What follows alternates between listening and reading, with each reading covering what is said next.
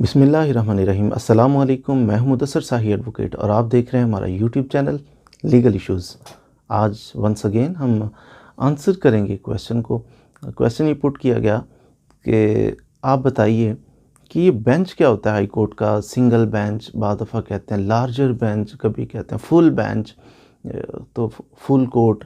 ये टर्मिनोलॉजी जो यूज़ की जाती हैं बिलखुसूस हाई कोर्ट में और सुप्रीम कोर्ट में, इनका मतलब और इनका डिफरेंस क्या है, इनका फ़र्क क्या है आपस में, तो ये एक्सप्लेन कर दें जी। अभी करते हैं इंशाल्लाह। सिंगल बेंच हाई कोर्ट के अंदर अगर एक जज साहब बैठे हैं, नॉर्मली एक जज साहब बैठते हैं हाई कोर्ट के अंदर, एक जज साहब बैठते हैं। जज जो हाई कोर्ट के होते हैं, सुप्रीम कोर्ट के होते हैं, उनको कहते हैं जस्टिस। तो एक जस्टिस साहब अगर बैठ के अदालत के अंदर कोई केस सुन रहे हैं, फैसला कर रहे हैं, तो इसको कहते हैं सिंगल बेंच। एक जज पे मुश्तमिल है तो ये सिंगल बेंच है। फिर बाज़ दफ़ा आपने देखा होगा, कहते हैं कोई केस हमारा डीबी में लगा हुआ है। डीबी का मतलब होता है डिवीजन बेंच। बेंच तो एक ही होता है, लेकिन इस बेंच में अब डिवीजन होगी पावर्स की। दो जजेस, एक जज की जगह, एक जस्टिस साहब की जगह दो जस्टिस साहब बैठे हुए हैं और केस सुन रहे हैं। इसको कहते हैं डीबी। और डीबी को आम तौर पर गलत जो बोला जाता है वो कहते हैं डबल बेंच। डबल बेंच नहीं, डीबी का मतलब है डिवीजन बेंच। बेंच एक ही है लेकिन डिवीजन होगी दो जजेस के दरमियान। अब ये दोनों की पावर्स हैं, दोनों सुनते हैं, दोनों डिसाइड करते हैं। डिसएग्रीमेंट भी हो सकता है इन दोनों के दरमियान। सिंगल बेंच, डिवीजन बेंच, दो जजेस पर मुश्तमिल है, दो जस्टिसेस पर मुश्तमिल है डिवीजन बेंच। और अगर इनका डिवीजन बेंच है, डीबी के अंदर आपका केस लगा हुआ है, ये भी तो पॉसिबल है। ज़हन में ख्याल आ सकता है आपके कि अगर इनमें इख्तलाफ हो जाए, एक कहता है मैंने इसको सज़ाए मौत देनी है, दूसरा कहता है जी नहीं, मैं इसकी सज़ाए मौत कन्फर्म नहीं करना चाहता, मेरा ओपिनियन है इसको बरी होना चाहिए। वो कहता है मैं चाहता हूँ कि इसकी सज़ाए मौत कन्फर्म होनी चाहिए। Difference of opinion. अब क्या होगा? 50-50। अब यहाँ ये दोनों जजेस, क्योंकि 50-50 हो गया फैसला, अब ये तीसरे जज साहब को इन्वॉल्व करेंगे, रेफरी जज साहब को। रेफरी जज साहब वो तीसरे जज साहब हो गए। अब यहाँ तो 50-50 है, अब रेफरी जज साहब, थर्ड जज साहब जिनको ये रेफ़र किया गया कि आप ओपिनियन दें, आप राय दें, आप फैसला करें, फिर वो इन दोनों में से जिसकी तरफ की बात कर देंगे, जी कन्फर्म होना चाहिए, नहीं जी बरी होना चाहिए, फिर वो फैसला फाइनल हो जाएगा। तो यूं दो जजेस का फैसला अगर डिफरेंस ऑफ ओपिनियन दोनों का हो जाए, तो फिर रेफरी जज फैसला करता है कि फैसला क्या होना चाहिए। आम तौर पर होता ये है कि ये डिवीजन बेंच में दो जजेस बड़े इख्तलाफ ही नहीं, 99% इख्तलाफ नहीं करते, जो कि मुझे बात समझ में नहीं आती। भाई दो जजेस को बिठाने का मकसद है दो दिमाग हों, दो उनकी अपनी अपनी अपनी एक फाइंडिंग हो, अपनी राय हो, अपनी अप्रोच हो, ताकि कुछ पार्टी का नुकसान ना हो जाए। बड़ा हसास मैटर है, ज़िंदगी मौत के मामलात हैं। अब लेकिन ये क्या कर रहे होते हैं, डिवीजन बेंच में दो जजेस जो तशरीफ़ फरमा होते हैं वो फैसला करते हैं और 99% उनकी ओपिनियन मिलती है, जी ठीक है। नो, इसमें आपको चाहिए कि अपनी राय दें, अपना कोई बताएं ना कि मेरा ख्याल ये है कि मेरी अप्रोच ये है। उसमें डिफरेंस भी आ सकता है। रेफरी जज को आमतौर पे मैंने भेजते हुए देखा नहीं है जजेस को। कभी बड़ा बेंच हो, ज़्यादा जजेस बैठे हैं ना, वहाँ फिर भी इख्तलाफी नोट आ जाता है किसी जज का। खुश आइंदा आना चाहिए, उसकी जो अप्रोच है, उसकी जो राय है, उसका इजहार करना चाहिए। ये नहीं कि ठीक है, नो। एनी हो, सिंगल बेंच एक जस्टिस साहब हैं, डिवीजन बेंच डीबी दो जजेस पर मुश्तमिल। उसके बाद अगर दो से तीन है, तीन जजेस हों तो इसको कहते हैं फुल बेंच। और ये मुगालता हो सकता है ज़हनों में कि जनाब फुल बेंच, महसूस ये हो रहा है कि फुल बेंच से मुराद है कि सारे जजेस जितने भी जस्टिस हैं हाई कोर्ट के या सुप्रीम कोर्ट के आगे सारे बैठ गए फुल बेंच। ऐसा नहीं है, बल्कि बेंच जो है वो फुल हो जाता है तीन जजेस से। Full bench always it means कि तीन जजेस, तीन जस्टिस बैठे हुए हैं, फुल बेंच ने हमारा केस सुना है। इससे आगे चलिए, तीन से आगे चलते हैं, 5 हैं, 7 हैं, 9 हैं, कितने, तो ये जब ज़्यादा जजेस हैं तो इसको कहते हैं लार्जर बेंच।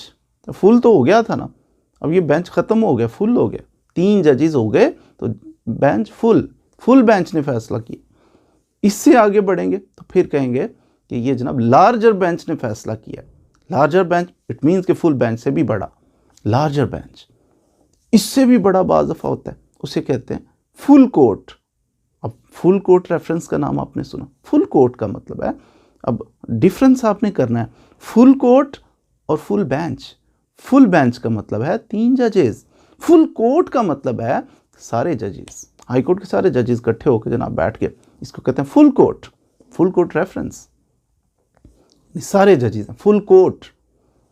तो ये था इनकी थोड़ा डिफरेंस कि सिंगल बेंच क्या होता है, डिवीजन बेंच, डबल बेंच कभी नहीं कहना, डिवीजन बेंच क्या होता है, फुल बेंच क्या होता है, लार्जर बेंच क्या होता है, फुल कोर्ट क्या होता है। इसी तरह अब बाज़ दफ़ा आपने देखा होगा कि जस्टिस साहब केस सुनते हैं, बाज़ दफ़ा हम केस फाइल करते हैं तो 2 जस्टिस हमारा केस सुन रहे होते हैं, डिवीजन बेंच क्यों जी? ये कुछ स्पेसिफिक केसेस होते हैं अहम नौइयत के, जिनको समझा जाता है, तो वो फिर जब हम फाइल करते हैं केस हाई कोर्ट के अंदर तो वो 2 जज, सुप्रीम कोर्ट के अंदर तो 1 जज बैठता ही नहीं है, सुप्रीम कोर्ट के अंदर हमेशा 2 जज मिल, लेकिन उनको डिवीजन बेंच नहीं कहते। सुप्रीम कोर्ट के अंदर सिंगल बेंच जो है 2 जजेस पर मुश्तमिल होता है, 2 जस्टिस पर मुश्तमिल होता है। सुप्रीम कोर्ट में हमेशा 2 जज बैठते हैं, ज़्यादा सेंसिटिव वो लास्ट फोरम होता है, वहाँ पर हमेशा 2 जजेस, लेकिन हाई कोर्ट में 1 जज भी बाज़ दफ़ा सुनता है, बाज़ दफ़ा 2 जजेस यानी डिवीजन बेंच भी सुन रहा होता है।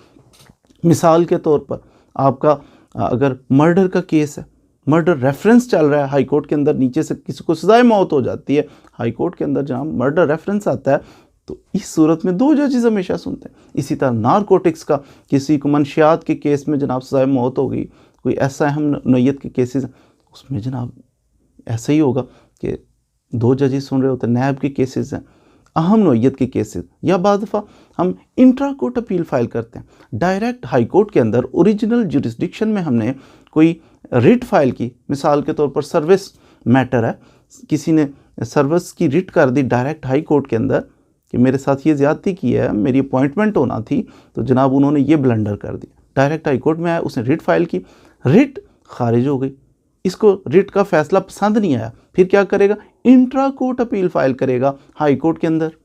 हाई कोर्ट के अंदर जब इंट्रा कोर्ट अपील फाइल करेगा, एक जज ने रिट का फैसला किया था, इंट्रा कोर्ट अपील ये डीबी फैसला करेगी, डिवीजन बेंच इसका फैसला करेगा। इस हिसाब से अगर देखा जाए तो सुप्रीम कोर्ट में 2 जजेस हमेशा सुनेंगे, लेकिन नीचे हाई कोर्ट के अंदर सिंगल बेंच भी, अब सिंगल जज बैठा है, केस को सुनता है, उसका फैसला कर सकता है। तो ये तो शेर, जंगल के शेर वाली बात हो गई ना, कि जो चाहे फैसला करे, इसकी पावर ज़्यादा है हाई कोर्ट की कि अकेला फैसला, लेकिन सुप्रीम कोर्ट में 2 जजेस होते हैं, दोनों की राय, अब मेरे जी चाह रहे मैं ये फैसला करूं, लेकिन दूसरे जज साहब का अगर डिफरेंस ऑफ ओपिनियन है कि वो चाहते हैं कि नहीं ऐसा नहीं, तो मैं नहीं कुछ भी कर सकता, लेकिन हाई कोर्ट में जज साहब कर सकते हैं सिंगल बेंच में। तो ये सिंगल बेंच की एक फजीलत मैंने बयान कर दी आपके सामने। इसी तरह बड़ी जो कोर्ट्स हैं, सुप्रीम कोर्ट है, हाई कोर्ट है, इनके फैसले बाइंडिंग होते हैं नीचे वाली अदालतों में, लेकिन हमेशा बाइंडिंग नहीं।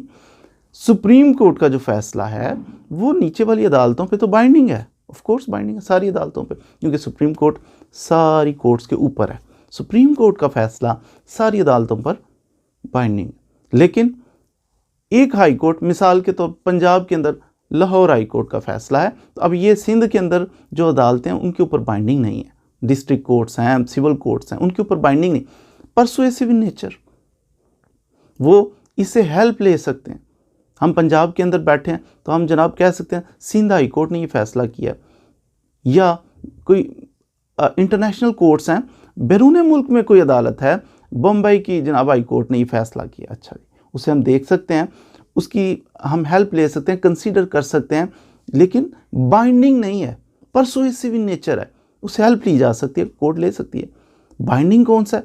पंजाब के अंदर अगर हाई कोर्ट ने फैसला किया, पंजाब की हाई कोर्ट ने फैसला किया, नीचे वाली जितने सिविल जजेस, सेशन जजेस, वो सारे फिर उनके ऊपर बाइंडिंग हो जाता है वो फैसला, कि आपके सूबे की, दूसरे सूबे की अगर हाई कोर्ट ने फैसला किया तो फिर इस सूबे के जो जितने भी नीचे वाली अदालतें हैं उन पे बाइंडिंग नहीं है, परसुएसिव इन नेचर है।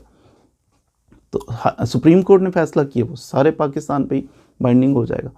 तो उम्मीद है कि आपने आज के इस वीडियो क्लिप से ज़रूर कुछ ना कुछ मालूमात हासिल की होंगी कि सिंगल बेंच क्या होता है, डिवीजन बेंच क्या होता है, जनाब फुल बेंच क्या होता है, लार्जर बेंच क्या होता है और फुल कोर्ट रेफरेंस क्या होता है। मज़ीद वीडियोस के लिए हमारे साथ रहिए। अगर पसंद आए मालूमात और समझें कि आपने कुछ गेन किया हमारी वीडियो से, तो हमें यही फेवर दे सकते हैं आप कि ज़्यादा से ज़्यादा फॉरवर्ड किया करें, इसको व्हाट्सएप ग्रुप्स में शेयर करें, इसको फेसबुक ग्रुप्स में शेयर करें। मज़ीद वीडियोस के लिए चैनल को सब्सक्राइब करना चाहें तो वो भी कर लें।